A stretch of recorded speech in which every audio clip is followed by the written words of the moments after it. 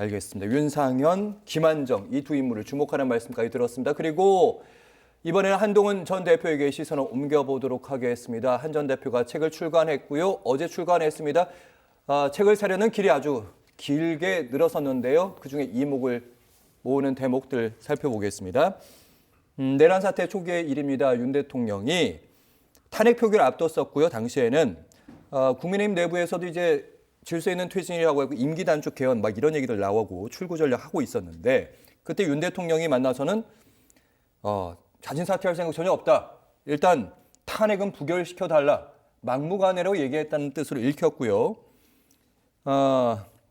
당시 의원들을 만났는데 이 부분은 이제 당시 국회의원 회관에서 있었던 당 대표로서 의원들의 공격이 있었습니다. 탄핵 가결 직후에 그때 계엄을 내가 했습니까? 라고 의원들을 내가 역시 맞받아쳤는데 이 부분은 내가 좀 성숙하지 못했다. 이 부분은 박창원 교수님 어떻게 보셨는지요?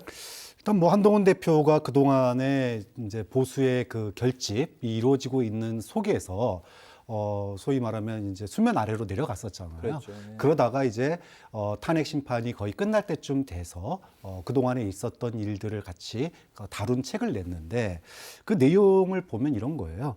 그러니까 계엄은 위헌적이었고 또 위법했다. 그런데 이재명을 막는 것 또한 중요하다. 이재명이 대통령이 되어서는 안 된다.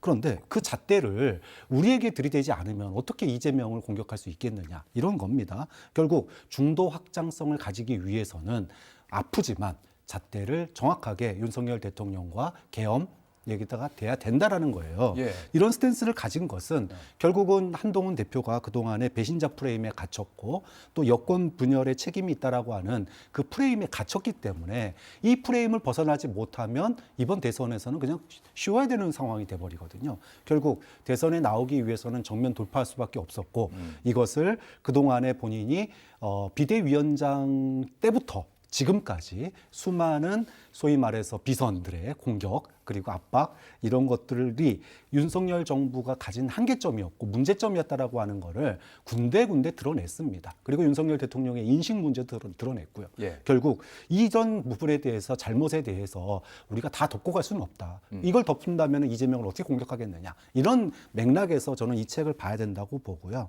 이재명을 중심으로 읽어야 되는군요. 그렇죠. 예. 결국은 이재명을 공격하면서 중도 확장을 할 수 있는 유일한 후보는 나다. 이 얘기를 하기 위한 책이다. 그렇게 보는 거죠. 네, 김대현 평론가님. 이재명 대표에 대한 언급도 눈에 띄었습니다. 한국에서 가장 위험한 인물은 이재명이다. 이재명은 계엄까지 일으킬 수 있다. 한동훈 대표가 바랐던 대로 이재명 대표도 바로 화답을 해주었습니다. 노림수가 통한 것인지.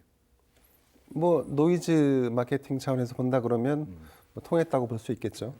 근데 이제 그런 포인트 또 순간순간 그러니까 순발력과 분석력과 나름대로 키워드를 장악하는 능력에 있어서는 지금 국민의힘 후보 중에 한동훈이 가장 탁월한 건 분명해 보입니다. 예를 들면 얼마 전에 계엄의 바다를 건너자라고 얘기했습니다.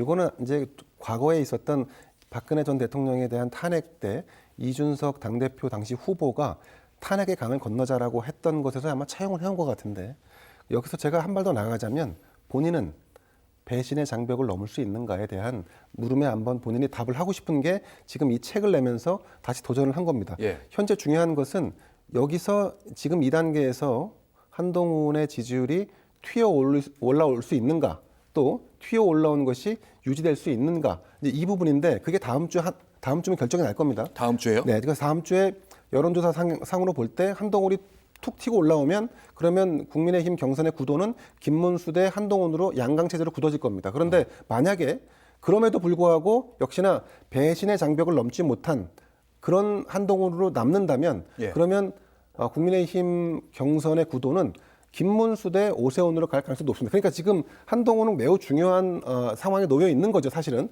자, 그리고 다른 얘기입니다만 헌재 판단은 굉장히 심혈을 기울여야 되고 그리고 헌법재판관들이 이 역사적인 결정에 무거운 책임감을 느껴야 된다. 그래서 저는 헌재가 조속하게 뭔가를 끝내려고 하는 것에 반대하는 이유가 거기 있습니다. 왜냐하면 한동훈의 주장을 했던 것과 저는 공감을 했던 것이 예. 계엄과 관련돼서 헌재가 결정을 내리죠.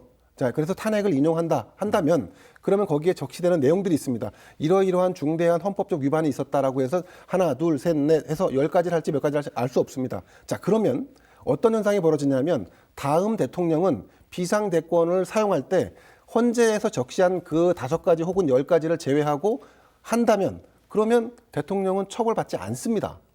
자, 그러니까 지금 이제 이재명을 공격하기 위한 소재로 이재명이 더 위험한 인물이고 계엄도 할 수 있다라고 주장을 했습니다만 그것이 가능하지 않다라고 좀 봅니다. 하지만 실제로 대통령이 된 사람은 누가 되든 헌재 가이드라인을 따라서 계엄을 하면 처벌받지 않게 된다는 이런 아주 역설적인 상황에 맞게 되는 겁니다. 예. 그렇기 때문에 헌재의 결정은 매우 충분한 시간과 그리고 이 심대한 고려가 필요하다. 그 얘기는 다음에 한번 더 하시죠. 아주 2주 정도의 시간이 있을 거라고 예상되니까. 지금 방금 말씀하신 마지막 질문이 될지도 모르겠는데 박창훈 교수님.